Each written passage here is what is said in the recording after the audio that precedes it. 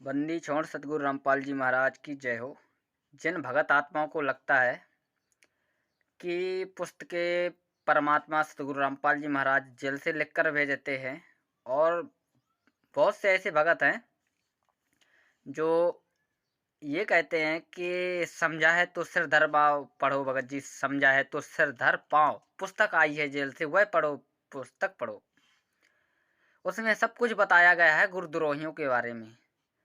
वैसे भी परमात्मा ने बता रखा है गुरुद्रोही की परिभाषा वह बताई है कि गुरुद्रोही सब कोई कहे, गुरुद्रोही न जाने कोई, जो गुरु से ईर्ष्या बैर करे गुरुद्रोही कहावे सो। जो भक्त गुरु से ईर्ष्या बैर करने लग जाता है या उनकी निंदा चुगली करने लग जाता है या जिनके कुकर्मों की वजह से गुरुदेव बदनाम होते, वह गुरुद्रोही की श्रेणी में आ जाता है भगत जी।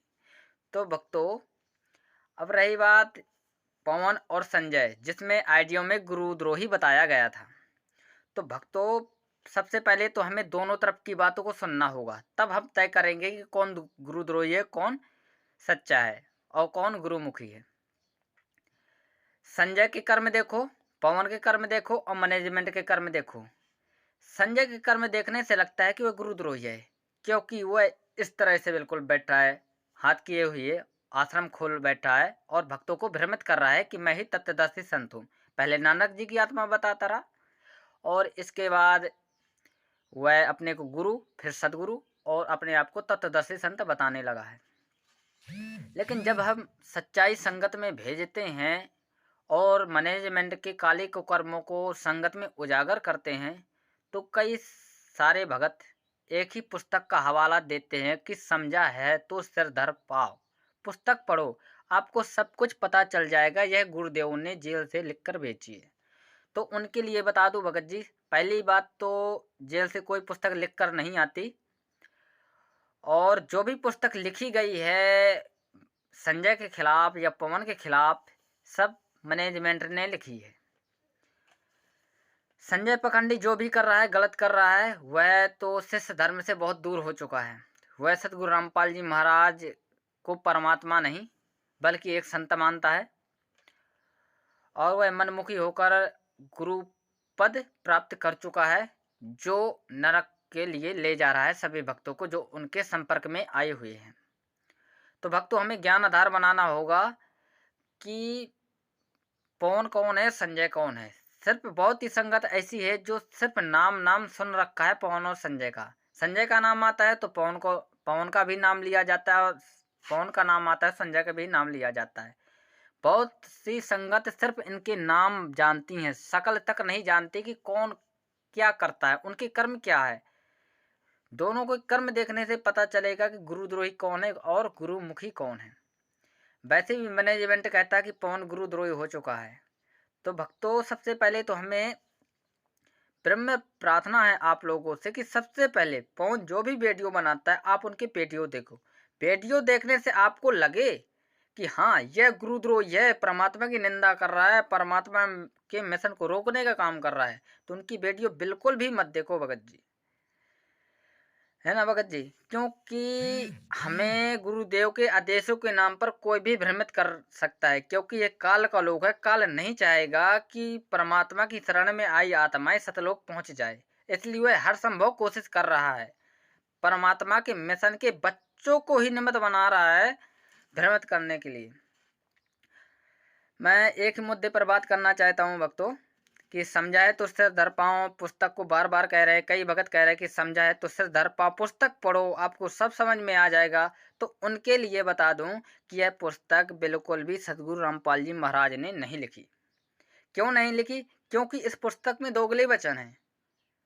दोगले वचन इसलिए है कि इसमें कई सारी जगह ऐसी है जो गलत लिखा हुआ है।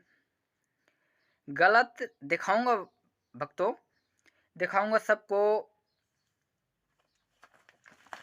यह पुस्तक है यथार्थ भक्ति बोध, आपको उल्टा दिखाई देगा, यथार्थ भक्ति बोध है इसको लेकर, और यह पुस्तक है समझा है तो सिर धर पाऊं।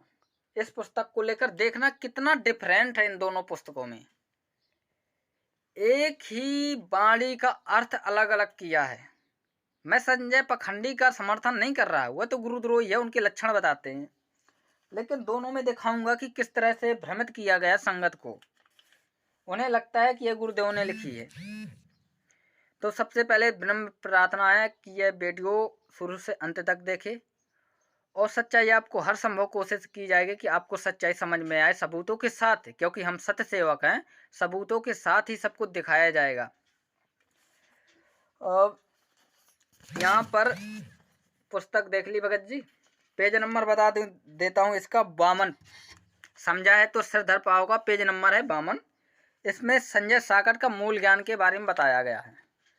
संजय साकट के मूल ज्ञान के बारे में बताया गया है, पेज नंबर 52 है। अब ऐसे पढ़ के सुनाता हूँ भगत जी। संजय की अज्ञानता का प्रमाण। संजय अज्ञानी 5 ज्योति लगाकर आरती करना सही बताता है। उसके लिए जिस वाणी का आधार बताता है, कहता है कि आरती में भी लिखा है। जो भी कहता हो संजय पाखंडी, उसके बारे में हमें कोई जानकारी नहीं, लेकिन जो वाणी इसमें लिखी गई है उसका अर्थ यहाँ क्या किया गया है और इस पुस्तक में क्या किया गया है वो दिखाना चाहता हूँ बस। यहाँ लिखा है पाती पंच पहुँच कर पूजा देव निरंजन और न दूजा। इसका अर्थ मैनेजमेंट क्या लिखता है आपके हिसाब से, गुरुदेव क्या लिखते हैं?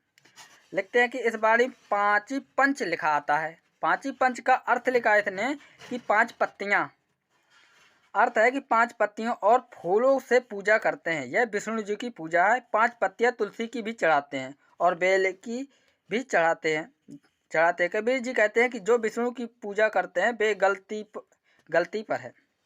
हमें सिर्फ यही वाणी लेनी है जो इस वाणी का अर्थ में बता रहे हैं। जो 5 पंच आ रहा है वह पत्तियों के बारे में आ रहा है, बातियों के बारे में नहीं, दीपक के बारे में नहीं। चलो ठीक है भगत जी, इसमें बार बार कह रहा कि पत्ती, 5 पंच पहुँच कर पूजा के लिए ये कह रहा पत्ती, और भी यहाँ कह रहा है ज्योति का अर्थ बनता है, नहीं, पाती का अर्थ बनता है पत्ता। यहाँ अर्थ बता रहे हैं मैनेजमेंट वाले कि पाती का अर्थ बनता है पत्ता। और इसमें क्या बता रहे हैं? यथार्थ भक्ति बोध, पेज नंबर है 189 और 189 नहीं 188 है। 188 में लिखा है, ऊपर ही दोहा लिखा, अवगुण किया तो बहुत किया, कृत न मानी हार। सॉरी भगत जी, थोड़ा रुकना पड़ेगा भगत जी, इसमें कहाँ गया वो, संध्या आरती निकालना पड़े। हाँ 156 पेज है भगत जी, गलती से 189 पेज खुल गया, तो 156 पेज है। इसमें संध्या आरती का सरलार्थ लिखा हुआ है। तो इसमें पहली आरती हरि दरबारे तेज पुंज जहाँ प्राण उधारे, पाती पंच पहुँच कर पूजा देव निरंजन और न दूजा। इसका अर्थ इसमें क्या बताया गया है? इसमें अर्थ बताया गया है, आरती करते समय आमतौर पर 5 ज्योतियाँ जलाते हैं। कहा है कि यह आरती 5 पातियों यानी कि बत्तियों, बीच में कोष्टक में लिखा है बत्तियों, बीच में कोष्टक में लिखा है बत्तियों, पढ़ लेना, इसमें स्पष्ट तौर से नहीं दिखाई दे रहा है। आप यह पुस्तक आपके घर में होगी तो पढ़ लेना।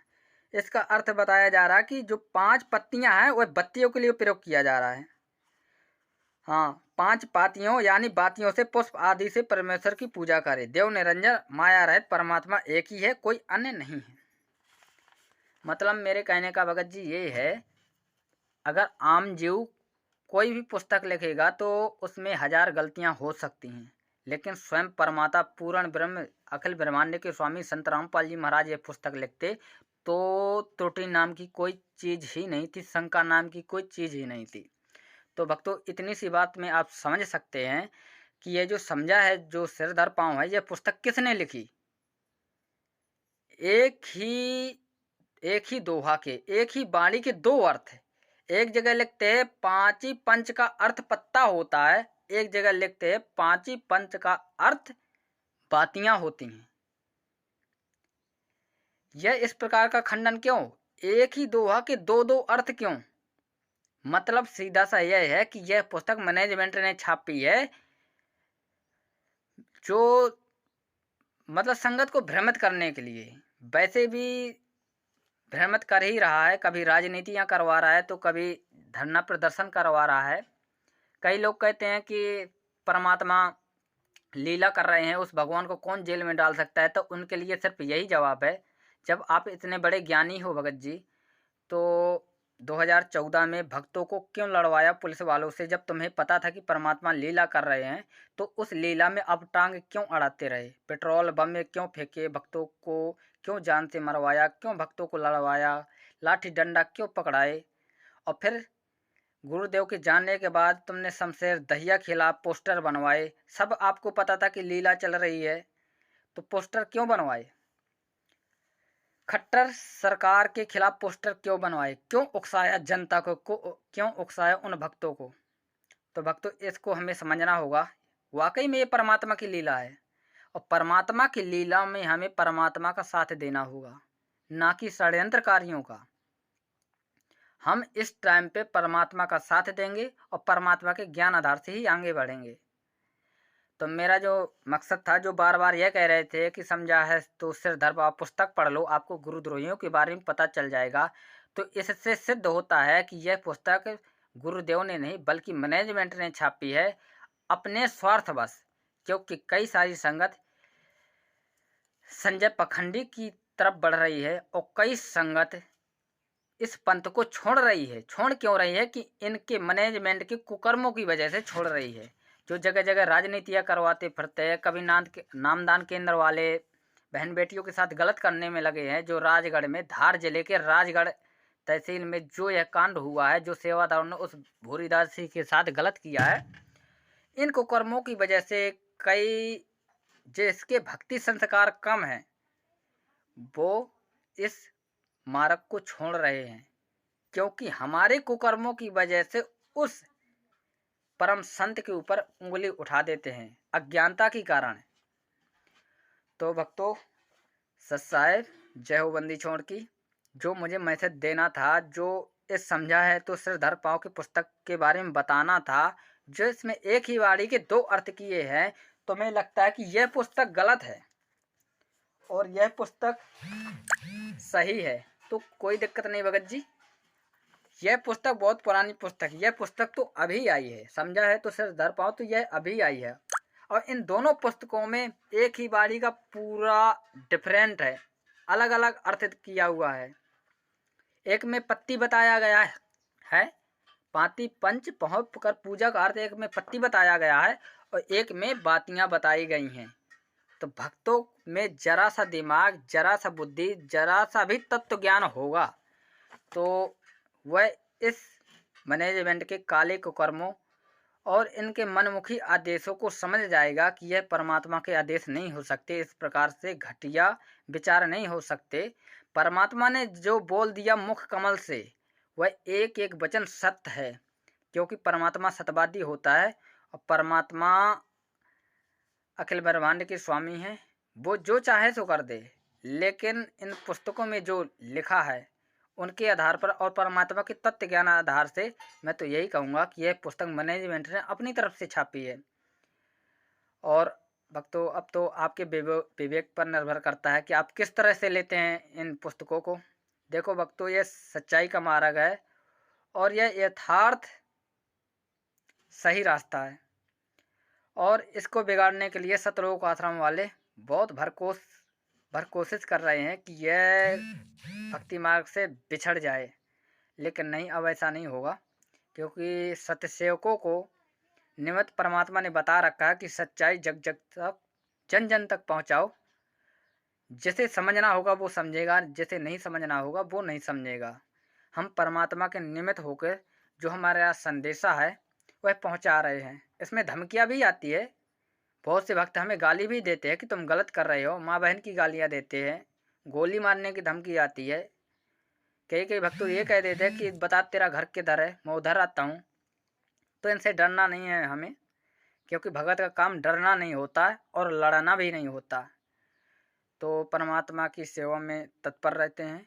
जो भी परमात्मा आदेश, परमात्मा जो भी जैसा निमित्त बनाते हैं, जो भी संगत में घटना घट रही हैं उसे संगत में उजागर करना है। और जो मैनेजमेंट जो मनमुखी तरीके से नामदान केंद्र खोले हुए है और जो षड्यंत्र रचने में लगा है, जो भ्रमित करने में लगा है संगत को, उनके खिलाफ हमारा मुहिम है कि कम से कम सच्चाई बताते रहें। कल हमें हमारे परमात्मा हमें ये ना कह दे कि आपको सच्चाई मालूम थी तो आपने संगत को, अपने भगत भाइयों को बताई क्यों नहीं। और कोई ये भगत भाई ये ना कह दे कि हमें इस सच्चाई का मालूम नहीं था, हमें बरवाला कांड की जानकारी मालूम नहीं थी, इसलिए हम इस मैनेजमेंट के चुंगल में आ गए। इसलिए हर भगत को यह बरवाला कांड की सच्चाई दे रहे हैं, जानकारी दे रहे हैं। बहुत सारे ऐसे वीडियो पड़े हैं शंका समाधान चैनल पर, आप उन्हें देखो और फिर सोचो, ज्ञान मंथन करो कि क्या ये भगत सही बता रहा है, क्या गलत बता रहा है। उसे परमात्मा के तत्व ज्ञान आधार से तोलो। सत साहेब, जय हो बंदी छोड़ की।